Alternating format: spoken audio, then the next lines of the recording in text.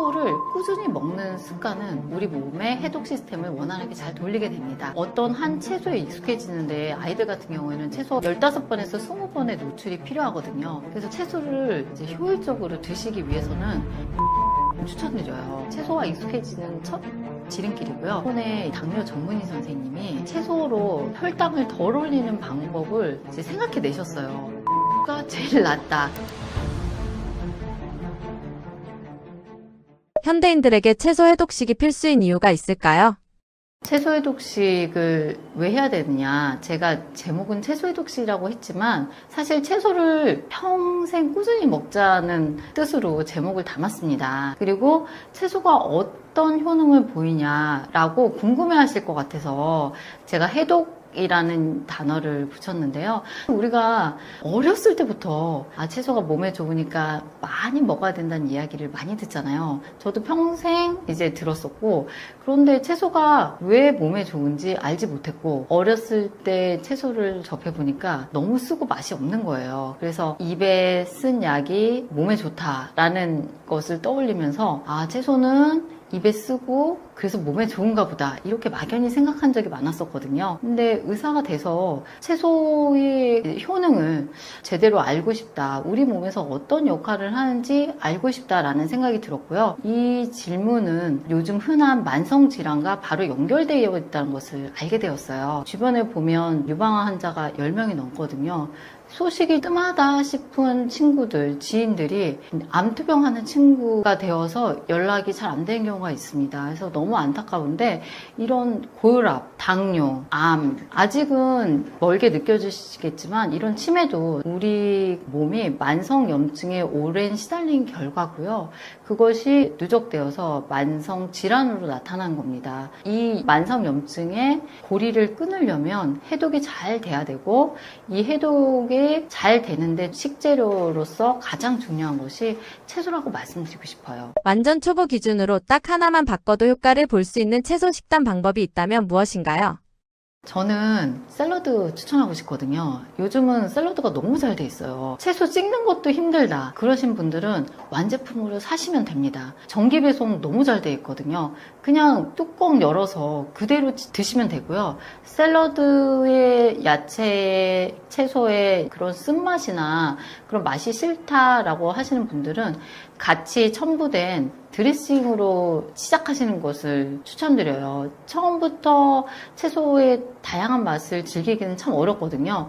그래서 샐러드 채소를 정기 배송 받아서 이것저것 드레싱을 시도해 보시기를 추천드려요. 그러다 보면 물론 드레싱이 몸에 안 좋다 이렇게 해서 안 드시는 분도 있지만 채소랑 친근해지는 좋은 출발점이 될 수도 있거든요. 그러다가 시판 드레싱을 드시다가 나만의 드레싱을 또 찾게 되고 만들게 되고 그러다가 드레싱 없이도 채소의 본연의 맛을 즐기는 단계까지 가게 됩니다. 그래서 처음부터 나는 건강을 위해서 채소만 먹을 거야 이렇게 생각하지 마시고 채소랑 익숙해지는 단계로서 드레싱도 첨부해 보시고 또 직접 장 보고 찍고 이런 게 귀찮고 막막하다 하시는 분들은 이미 인기가 있는 샐러드 여러 시판 샐러드가 있으니까요. 그걸 활용해 보는 것도 추천드리고 싶습니다. 정말로 샐러드만 먹어도 변화가 생긴다는 말씀이실까요?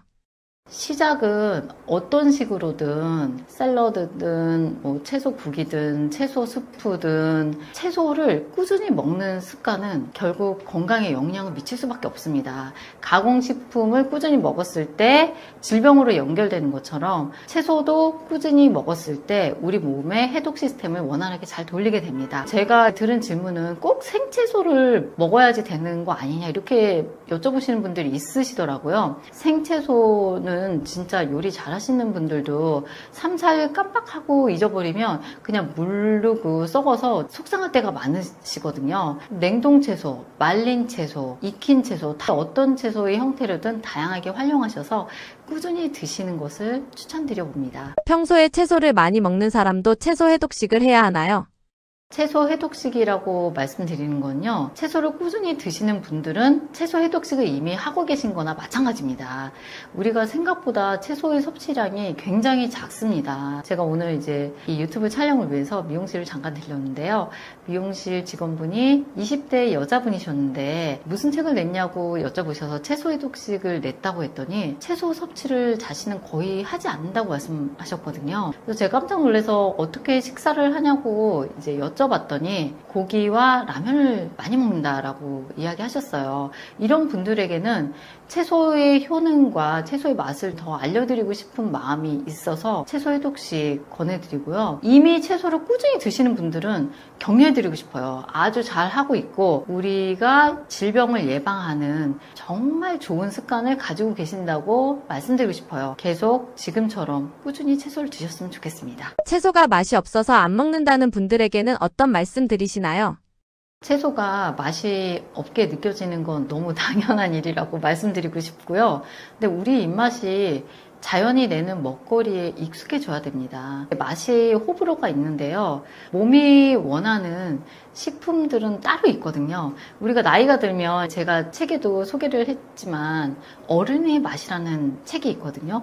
근데 예전에는 저도 젊었을 때는 할머니, 어머님들이 정월대보름에 오곡밥과 오래된 묵나물을 드시고 봄에는 꼭 냉이된장국을 끓이셔가지고 드시려고 하는 거를 이해를 못했어요. 저는 다른 식품들이 훨씬 맛있게 느껴졌고 자극적인 식품들이 항상 많이 땡겼었거든요. 근데 나이가 드니까 몸이 정말 원하는 음식의 맛이 바뀌게 됩니다. 나이가 드셔서 채소를 좋아하시게 되신 분들이 굉장히 많으시거든요. 그래서 채소를 꾸준히 다양한 방법으로 드셨으면 좋겠고요. 입맛은 길들이기 나름입니다. 제가 한 가지 이제 예를 들면요. 지금 20대에서 당뇨 고혈압이 굉장히 많이 증가하고 있는데 생활 습관이 가족 대대로 내려옵니다.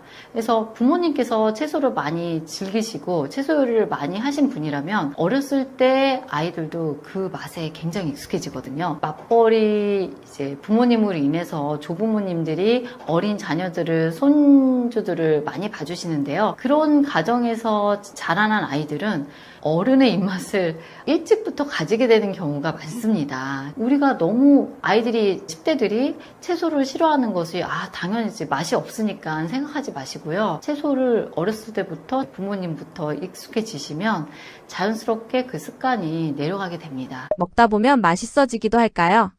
입맛은요, 타고난 것도 있지만요. 하지만 생활습관의 영향을 더 많이 받습니다. 그리고 어떤 한 채소에 익숙해지는데 아이들 같은 경우에는 최소 15번에서 20번의 노출이 필요하거든요. 저는 어른도 마찬가지라고 생각합니다. 종종 이제 MZ 이제 젊은 세대들이 해외에 나가면 이것저것 너무너무 이제 다양한 음식들을 접하게 되는데 처음부터 선뜻 먹게 되지가 않거든요. 근데 그 나라 국민들은 매우 즐겨하는 요리인데도 저희는 되게 낯설어서 입에 대지 못하는 경우가 있는데 채소 요리도 똑같다고 생각하시면 됩니다. 그래서 익숙한 것을 맛있게 느끼는 그런 효과가 있습니다. 저는 먹지 않더라도 어머님들이 계속 채소 반찬을 구박하지 마시고 계속 상에 내시는 것을 정말 강력히 추천드리고요. 전통적으로 어머님들이 지금은 가공식품이 너무 많아져가지고 너무나 쉽게 외식하고 배달 음식 하시지만 70년대, 80년대는 진짜 어머님들이 일일이 다 장 보셔가지고 그때는 정말 냉장고도 작았거든요. 일일이 장 보셔가지고 몇 끼니 국 끓이시고 나물 반찬 하셨는데 생명을 살리는 정말 귀중한 일을 하셨다는 생각이 들고요. 저는 채소 해독식을 채소를 꾸준히 드시는 분들은 더 격려하고 싶고 채소를 안 드시고 필요성을 미처 모르시는 분들에게는 채소를 정말 식습관의 중심으로 놓으라고 격려해드리고 싶어서 책을 썼습니다. 그리고 초가공식품과 여러 자극적인 배달 음식, 외식 음식에 길들여져 있는 시대지만 다시 우리 어머님들이 70년대, 80년대에 만들어주셨던 그 생명의 식단으로 돌아가자고 말씀드리고 싶어요. 반드시 지켜야 되는 생활 습관 있을까요?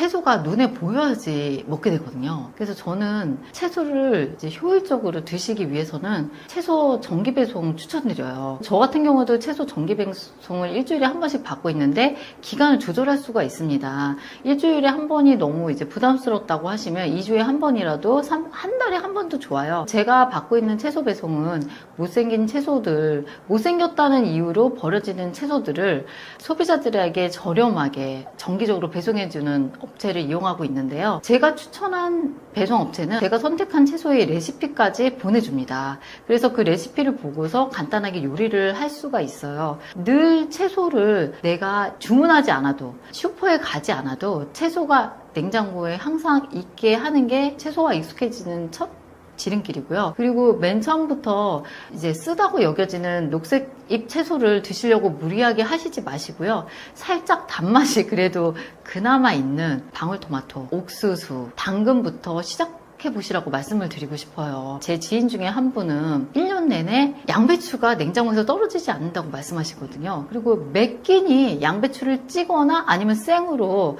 식탁에 항상 올려서 드십니다. 그분 진짜 너무 건강하시거든요.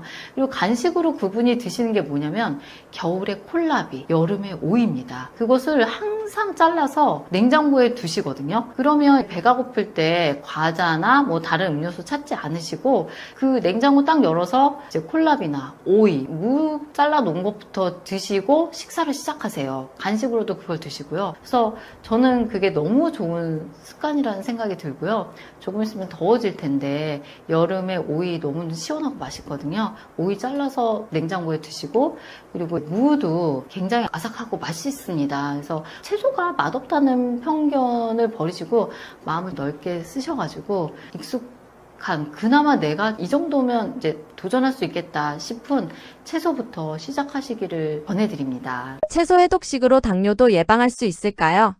이번에 이제 당뇨 전문의 선생님이 채소로 혈당을 덜 올리는 방법을 이제 생각해 내셨어요. 이분이 모든 채소를 의대생이랑 같이 연습을 해보셨는데요. 양배추가 제일 낫다. 식감이나 이제 혈당을 천천히 올리는 것을. 그래서 그분은 생 양배추를 어떻게 해서든지 식사 전에 먹는 걸로 포만감도 키우고 그다음에 혈당도 천천히 올릴 수 있게 그렇게 추천하시거든요. 실제로 많은 효과를 보셨고요. 일단 제가 책에도 채소 돗자리라고 말씀드렸어요. 저희가 한강 가면 피크닉 돗자리 깔잖아요. 근데 그런 식으로 쉽게 있는데 우리가 위에다 채소를 드심으로써 먼저 돗자리를 까는 겁니다. 그러면 처음으로 채소를 드시고 단백질 드시고 밥을 드시면 밥이 들어가도 이제 깔린 돗자리에 이제 방해를 조금 늦출 수가 있습니다. 그리고 일단 배가 부른 포만감을 많이 느끼게 되거든요. 당뇨는 혈당 스파이크를 일으키는 게 문제가 되는데요. 우리가 가공식품 중에서는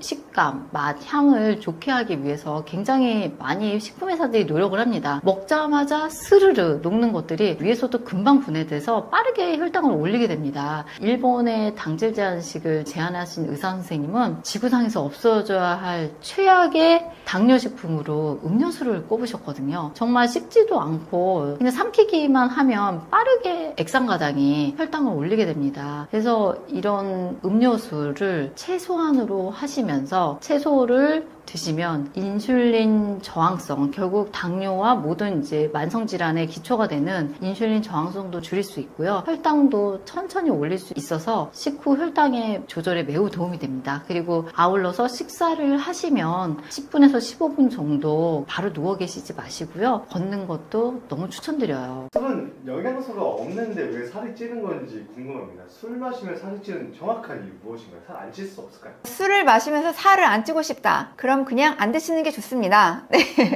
사실은 이제 술을 먹으면 살을 찔 수밖에 없거든요. 일단 술 자체에 칼로리가 있습니다. 이게 탄수화물, 단백질, 지방 아니잖아요 하실 수 있는데 이 술의 주성분은 에탄올이잖아요. 우리 왜 에탄올, 왜 소주가 뭐 14도다 이게 바로 100% 중에 14%가 에탄올이 차지한다 이런 의미인 거 아시죠? 그 말은 1g당 에탄올의 경우는 약 7kcal를 냅니다. 왜 에너지가 있다는 걸 어떻게 증명할 수 있냐면 에탄올에 불 붙이면 어때요? 잘 타죠? 이 불 붙이면 잘 탄다는 것 자체가 이 에너지를 이 물질이 갖고 있다는 의미입니다. 그럼 지방이 9kcal니까 에탄올은 7kcal다. 지방 다음으로 높은 에너지를 가진 물질이에요. 이제 그런데 많은 분들이 술 먹으면 영양소가 없기 때문에 살 안 쪄. 실제로 성분표 보시잖아요. 칼로리는 성분이 있는데 그 안에 든 성분은 다 0000 찍혀 있습니다. 즉 영양소가 없다라는 말과 칼로리가 없다라는 말을 혼동하시면 안 돼요. 술은 영양소는 없어요. 먹어도 영양가 하나 없다는 말인데요. 칼로리는 있습니다. 살찐다는 말이에요. 그러면 뭐 제로 소주 이런 거 마시면 되지 않아요? 이거 아닙니다. 제로 소주 드시면 취하죠. 에탄올 있다는 소리예요. 에탄올 아까 말씀드렸죠? 1g에 7kcal 살찝니다. 그럼 도대체 뭐가 제로냐? 원래 소주에 에탄올 쓰고 그 특유의 에탄올 맛이 있어요. 그럼 그거를 없애기 위해서 당을 썼어요. 예전엔 과당 같은 거 썼단 말이죠. 그런데 이 제로 소주는 이 과당 대신에 아까 말씀드렸던 첨가당, 그쵸? 첨가당을 집어넣어서 당 부분만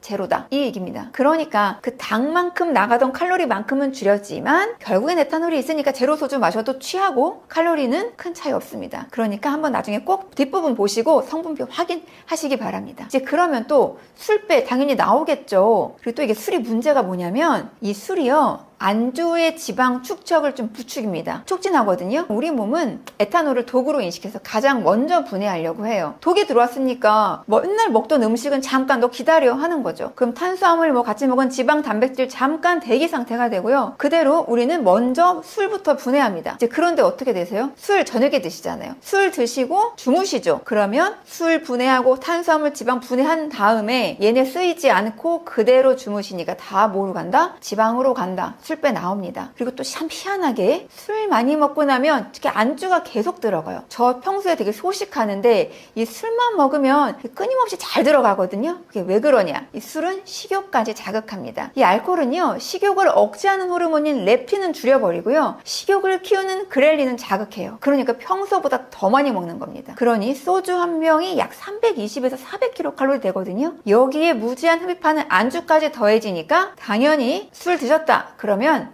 술 드시면서 살 안 찌고 싶다, 불가능하다 이렇게 말씀드릴 수 있습니다. 술을 같이 마셨는데도 어떤 사람은 숙취가 있고 어떤 사람은 숙취가 전혀 없습니다. 이거 사람마다 차이가 나는 이유 무엇일까요? 이 숙취의 주범은 뭐라고 생각하세요? 보통 많은 분들이 에탄올이라고 생각하시거든요. 술에 에탄올이 들어있으니까요. 그런데 이 에탄올이 몸에 들어가면요, 간에서 먼저 아세트알데히드로 바뀝니다. 근데 이 문제가 이 아세트알데히드예요. 이 물질이 독성이 강해요. 혈관을 확장시켜서 얼굴도 빨개지고요, 이 머리 지끈거리잖아요. 이거 술 마시고 나면 이 두통도 일으키고요, 위장을 자극해서 메스껍게 하고 뭐 구토를 부르기도 합니다. 또 얘가 혈액을 타고 돌아다니면서 세포 DNA에 손상도 주고요, 염증 반응도 일으켜요. 그래서 왜 우리 술 마신 다음날 몸살 난 것처럼 막 온몸 막 다 아프잖아요. 이게 바로 이 독성 때문인데요. 결국엔 이 아세트알데히드가 다시 이 무해한 아세트산으로 분해돼야 이 숙취가 풀립니다. 그럼 이 숙취가 도대체 왜 사람마다 차이가 있냐? 이 바로 가장 큰 거는 아세트알데히드 분해 요소가 사람마다 얼마나 있냐의 차이입니다. 이 독성 물질을 분해하는 효소가 잘 작동하는 사람, 잘 활성화되는 사람은요, 이 독성 물질 금방 처리해요. 그러니까 다음날 이 사람은 멀쩡합니다. 일도 열심히 하고 밥도 잘 먹어요. 근데 이 효소의 기능이 약하거나 거의 없는 사람도 있습니다. 그럼 이 사람은 아세트알데하이드가 분해가 안 되고 쌓이겠죠. 그럼 이게 계속 쌓여있고 아주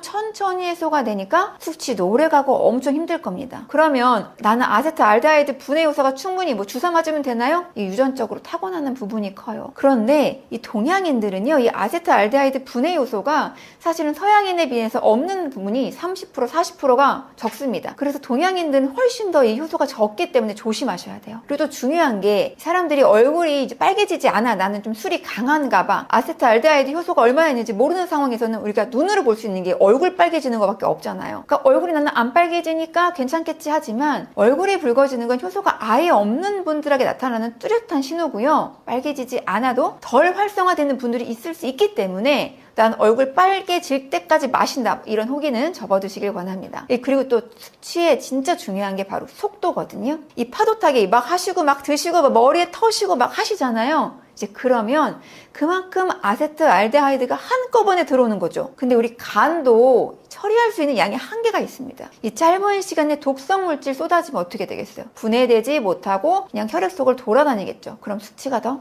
심해집니다. 그러니까 막 한 번에 털어놓기 게임 이런 거 하시면 굉장히 위험합니다. 그리고 또 숙취 줄이기 위해서 또 좋은 방법이 있어요. 뭐냐면요, 체내 수분량을 유지시키는 거예요. 그래서 제일 좋은 방법은 술 한 잔 먹고 물 한 잔 드시는 거예요. 그러면 정말 정말 좋은 건 체내 수분량도 유지하면서 물 먹고 배부르겠죠. 술 조금 드실 수 있습니다. 안주도 조금 드실 수 있고요. 그리고 그날 먹은 안주도 얼마나 든든하게 드시느냐에 따라서 그 다음날 숙취에 영향을 줍니다. 이런 것들이 다 겹쳐지면서 결국엔 숙취를 결정합니다. 안주에 따라 수치가 달라진다고 하셨는데 그러면은 어떤 안주를 먹어야 되는 걸까요? 결국에는 이제 안주를 고르는 방법은 딱 두 가지를 고민하시면 돼요. 첫 번째는 알코올이 몸에 흡수되는 속도를 늦추면 되겠죠. 천천히 하면 간이 좀 분해될 수 있는 시간을 벌 수 있는 거고요. 두 번째는 이 분해하는 과정 자체를 도와주는 안주를 고르시면 됩니다. 첫 번째, 이 무조건 안주 하나만 딱 골라주세요 하면은 저는 무조건 단백질 안주 드시라고 합니다. 이 단백질은 우리 위에서 소화되잖아요. 기억하시죠? 이 단백질은 위에서 소화되는데 시간이 좀 오래 걸려요. 이 단백질이 들어오잖아요. 그럼 이제 위가 있는데 이 위에 음식이 차 있으면 위랑 십이지장 연결하는 유문이라는 출구가 닫히면서 알코올이 소장으로 내려가는 속도가 늦춰집니다. 근데 이 알코올은 위에서 20%, 소장에서 80%가 흡수가 돼요. 즉, 술과 안주를 먹었는데 단백질을 먹었다. 그러면 위에 갇혀있게 되겠죠. 소화가 오래 걸리니까 소장 도달 시간이 늦어지면서 혈중 알코올 농도가 급격히 치솟는 길을 막아주는 거예요. 그러니까 이 주머니 두둑한 날에는요, 고기나 생선에 드시러 가시고요. 좀 얇다 싶으시면, 월급 아직 조금 남았다 싶으시면 두부김치, 달걀찜 이런 거 드시면 됩니다. 특히 황을 함유한 아미노산이 든 안주가 진짜 좋은데요. 아세트알데히드가 몸에 나쁜 독성 물질이라고 말씀드렸죠? 이걸 분해하려면 글루타치온이라는 항산화 물질이 필요해요. 많이 들어보셨죠? 요즘에 뭐 붙이는 것도 있고 알약도 있잖아요. 근데 이 글루타치온을 만드는 재료가 바로 황을 함유한 아미노산인 시스테인, 메티오닌 이런 것들입니다. 즉, 이런 시스테인, 메티오닌 이런 것들을 풍부하게 있는 안주를 먹으면요, 간이 독성을 처리하는 걸 도울 수가 있어요. 이 달걀, 치즈, 두부에 이제 메티오닌 많고요. 달걀은 시스테인도 많거든요. 이 해독 과정에 중요한 역할을 합니다. 왜 고깃집 가면 꼭 달걀찜 팔죠? 달걀찜에 치즈, 폭탄 막 이런 거 있잖아요. 아, 주머니 좀 부족하다 싶으시면 고기 좀만 시키시고요. 꼭 달걀찜 추가해서 드시는 거 정말 권해드립니다. 이제 그 다음에 또 좋은 안주 뭐냐? 바로 지방이에요. 지방은 위에서 가장 오래 머무는 영양소입니다. 아까 단백질이 가장 소화는 오래된다고 했잖아요. 지방은 바로 밑으로 소장으로 내려가면, 한 번에 내려가면 쉽게 분해가 잘 안 되기 때문에 위에서 많이 가둬놓고 조금씩 내려보냅니다. 소장의 소화를 돕기 위해서요. 그래서 마찬가지로 위에 가둬놓기 때문에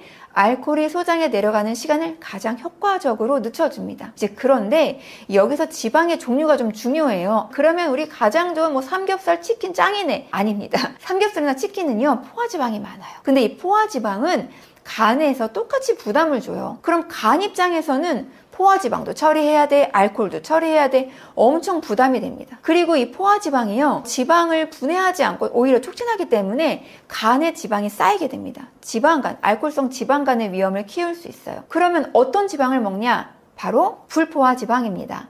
이 불포화지방 많은 거, 뭐 생선류 굉장히 좋죠. 불포화지방이나 오메가3가 들어있는 뭐 생선구이, 회 이런 것들 전 추천드려요. 특히 오메가3는요, 항염증 효과가 있거든요. 그러니까 알코올로 생긴 간 염증을 완화시켜주는 데도 도움을 줍니다. 그러니까 같은 지방이라도 치킨, 삼겹살 같은 이런 포화지방보다는 뭐 생선구이나 회, 등푸른 생선, 특히 불포화지방이 있는 걸 고르시는 게 훨씬 좋습니다. 또 있어요. 비타민과 미네랄 중요하거든요. 이 알코올 분해될 때 비타민, B군, 여러 미네랄이 효소처럼 쓰여서 빠르게 소모됩니다. 그러니까 보충해주는 게 좋겠죠. 그래서 채소, 뭐 견과류, 굴 이런 음식들 많이 드시면 좋습니다. 제일 좋은 거, 회 이런 거 드실 때요, 꼭 상추쌈 싸서 드시길 권해드립니다. 반대로 술 마실 때 절대 마시면 안 되는 최악의 안주도 있을까요? 네, 사실 이 피해야 되는 정말 안주는요, 가장 피해야 되는 조합은 딱 두 개예요. 짠 국물 안주에 이제 지카로 태운 고지방 안주입니다. 사실 저희 아들이 술을 먹기 시작했는데 이 아이가 꼭 친구들하고 가면 꼭 찌개집을 가더라고요. 이 금액이 아무래도 저렴하다 보니까 그러는 것 같은데요. 짠 국물 안주 드시면 안 됩니다. 짠 국물 안주 드실 바에는 아까 말씀드렸듯이 단백질, 계란찜 시키시기 바랍니다. 라면, 뭐 짠 찌개 국물이 되게 위험한 이유는요, 사실 술은 이미 탈수를 일으키는 물질입니다. 술 1리터 드시잖아요? 그러면 물을 1.1리터 내보낸다는 연구도 있어요. 그래서 술 드시면 화장실 정말 자주 가고 싶은 게 바로 그 이유인데요. 술은 이미 탈수를 일으키는데 짠 국물 마시면 나트륨 섭취가 많아지겠죠? 그럼 결국에 갈증 더 심해지죠? 그러면 또 어떻게 되겠어요? 물 대신에 그 앞에 뭐가 있으니까? 술이 있으니까 더 드시게 됩니다. 그러니까 이왕이면 짠 국물이 있는 음식은 안주로 드시지 마시기 바랍니다. 그리고 또 어떤 부분이 있냐? 취해서 막 취하면 입맛이 둔해지면요.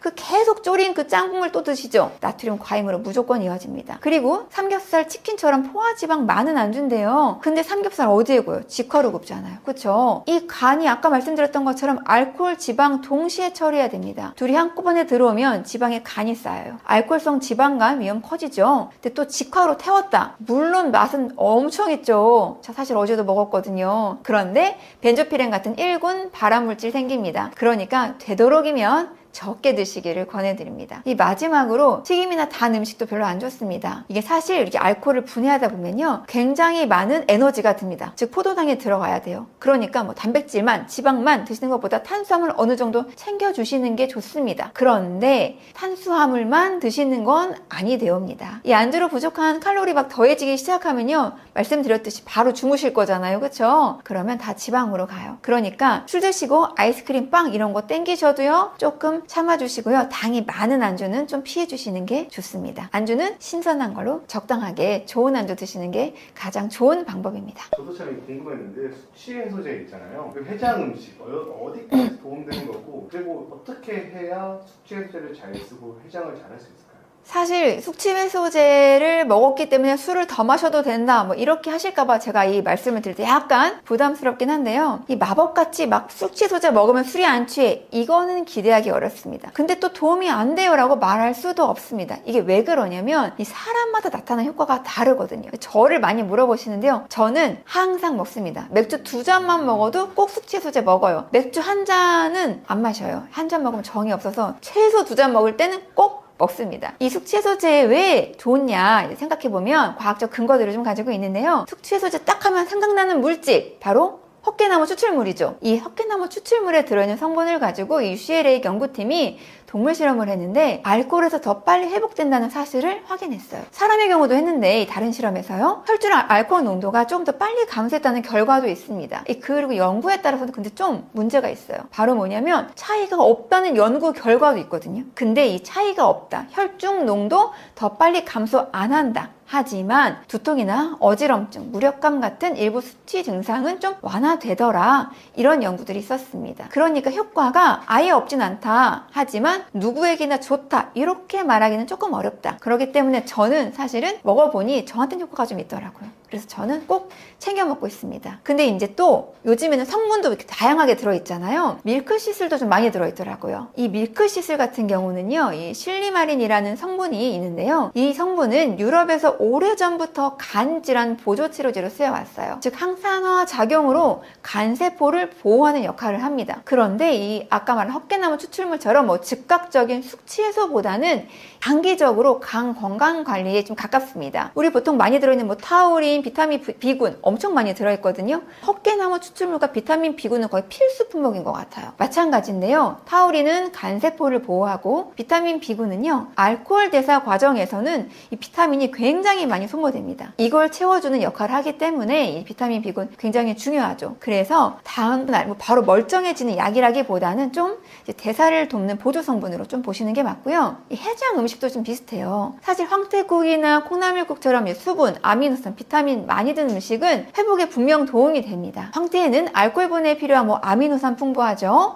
콩나물에는 아세트알데히 분해 돕는 아스파라긴 들어있죠. 다만 말씀드렸지만 짜고 맵다, 그럼 위에 자극이 가겠죠? 탈수를 부르기도 하니까요, 주의하셔야 됩니다. 그러면 언제 먹느냐 이거 물어보셨는데요. 제일 좋은 건 술 드시기 전에 드시는 게 가장 좋습니다. 근데 흡수되는데 좀 시간이 걸려요. 그러니까 술 드시기 1시간 전 정도 전에는 드시는 게 저는 좀 권해드리고 싶어요. 결국에 가장 확실한 이 숙취 해소법은 질 좋은 안주로 천천히 적당히 마시는 게 가장 좋겠죠? 편의점 가면 숙취 해소제 진짜 많잖아요. 어떤 거 추천하세요? 사실 아주 솔직히 말씀드리면 2+1을 삽니다. 제 그 이유는 뭐냐면 저만 먹지 않고 같이 하시는 분들 나눠드리려고 사는데요. 근데 제가 꼭 보는 건 있어요. 아무리 2+1을 하든 1+1을 하든 뒤에 아까 말씀드렸던 성분이 얼마나 함유되어 있느냐를 꼭 봐요. 성분표를 보시면 이제 사실은 가격이 뭐 저렴한 것들은 사실 성분이 조금 들어있는 건 맞거든요. 그래서 양이 얼마나 들어있는지도 보고요. 두 번째는 뭐냐면 전 헛개나무 추출물이 들어있는지 하고 비타민 B9는 반드시 필수품으로 반드시 들어있는지도 보고요. 그 다음에 이왕이면 아미노산류가 들어있는 거를 먹습니다. 아까 말씀드렸지만 이 알코올 대사 과정에서 아미노산 굉장히 풍부하게 들어가야 되거든요. 그러니까 저는 그런 세 가지 성분을 보고 그때 가서 이제 고르게 됩니다. 판으로 된 것도 있고 액체로 된 거 있고 젤리로 된 거 있고 병에 든 거 있고 많잖아요. 그 중에는 어떤 거 드세요? 저는 액체로 된 거를 좀 마시는데요. 왜냐하면 액체로 된 게 사실 성분표도 보면 조금 더 많을 때가 많아요. 그리고 액체로 된 게 흡수가 훨씬 더 빠르게 되기 때문에 저는 이왕이면 액체로 된 걸 잘 먹고 있습니다. 이 제가 책을 쓰게 된 게 사실은 제가 이제 이런 식품에 관련된 화학적인 내용으로 문화센터 강연을 갔는데 이제 굉장히 많은 분들이 오시더라고요. 아이를 키우시는 분들도 있고 뭐 50, 60대 어머님들도 계시고 아버님들도 많이 계셨는데요. 제가 깜짝 놀랐던 사실은 진짜 많은 분들이 성분표를 전혀 보지 않고 식재료나 뭐 아이들 간식을 고르시는 거예요. 사실 저는 장 보러 가면 엄청 오래 걸리거든요.